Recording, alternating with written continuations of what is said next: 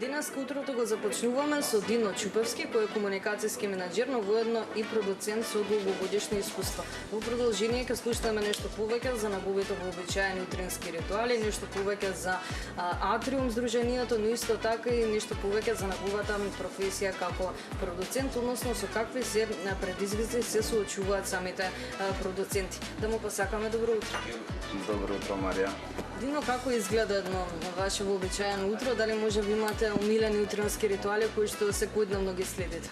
Прво мора нешто да се исхрани човек наутро, па кафето се следи. Да. Али си давам еден час онака постепено да се воведам од денот, пред да се отпочне со све остало. Генерално имате зафатени утра, брзи утра, ете така да прашам? Гледам да си ги балансирам некако искрено. Да. Каде го пронаоѓате самиот баланс? Во слушање на себе си, веројатно, и во добро структурираност на нештата што ќе следат во денот. И постепено да си се завршат. Да. Во однос на работните обврски, веќе подолго време сте активен во медиумите, во маркетингот, во културата.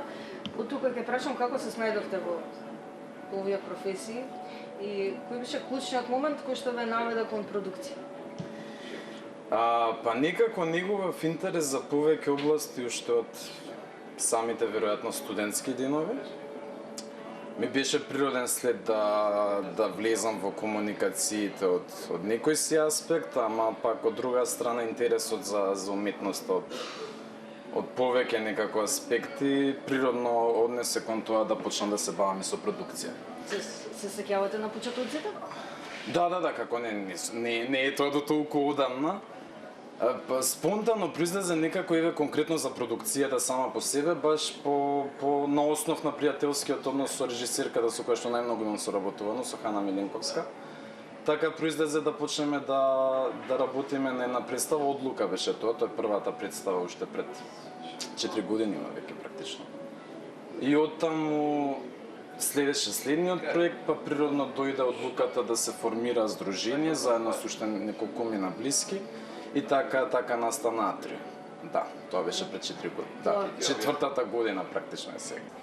Која беше главната мотивација за основање на здруженијето Атриум и како се вклопува всушност во самата културна сцена кај нас? Па активни сме практично на независната сцена во повеќе области.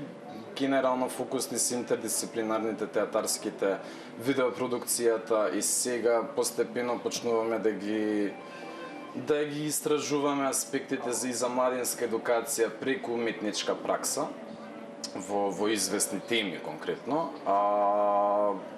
Оттаму си беше, мислам, самиот спој на луѓе кои што се собравме, природно следствено на тоа си дојдоа и самите проекти. Така што на тој начин, мислам, колективите го направија своето. Да, тоа би можел да го речем. Како изгледа тој процес на создавање на проекти? Кои се оние главни предизвици со кои се соочувате? Предизвици има доста. Процесот зависи од проект на проект. Мислам ни, како што веќе споменав, мислам тоа ни се областите во кои што сме претежно фокусирани, али од проект на проект зависи и колективот кој што е вклучен. Генерално, мислам, работиме со повеќе, конкретно за представите, ако земам да зборувам. Актерите се тие кои што флуктуираат, исто така и режисерите. И практично останува на тоа да си се следиме во некоја форма на заедништво, да создаваме и да дадеме некој придонес кон спектрумот на култура и уметност во нашиот град и во нашава држава. Околу Атриум, оваа четврта година, да речам, веќе, сега како што ти споменав дека имаме постепен основ за истражување на младинска едукација преку уметнички пракси. Тоа веќе почнавме да го правиме со колеги во Белград. Со една активна група на млади кои што се бават и истражуваат начин на еманципирање на гледач практично во театарскиот контекст. А сега овие месеци ни предстои нова представа, продукција на нова представа заедно со по мотиви на дело од една српска авторка од Дуња Матик, заедно со режисерка исто од Србија Ана Пинтер, и буквално сме сега во продукцијски период и на формирање на колективот и на актери кои што ќе бидат вклучени. А воедно ќе се бавиме и со истражувачки проект посветен на Димче и Радка Протугер. Димче е еден од доајените на македонското сликарство во 20 век, а Радка е неговата сопруга, која што била партизанка и која што доста пишувала и творела воедно, и некако сакавме да дадеме друг тип на пристап на нивното творештво и воедно да го осветлиме и нејзиното. И нејзината улога како жена и како партизанка покрај нејзиниот сопруг сликар Димче Протугер. Да. Така што тоа ни се сега во фокус тие проекти и се надеваме дека успешно ќе ги реализираме. За крај, како би ги советувале младите луѓе кои што сакаат да навлезат во тој културен свет или во светот на продукцијата? Доколку навистина имаат онака внатрешно автентичен интерес да се бават со култура, би советувал да навистина си ги отворат аспектите и да се обидат.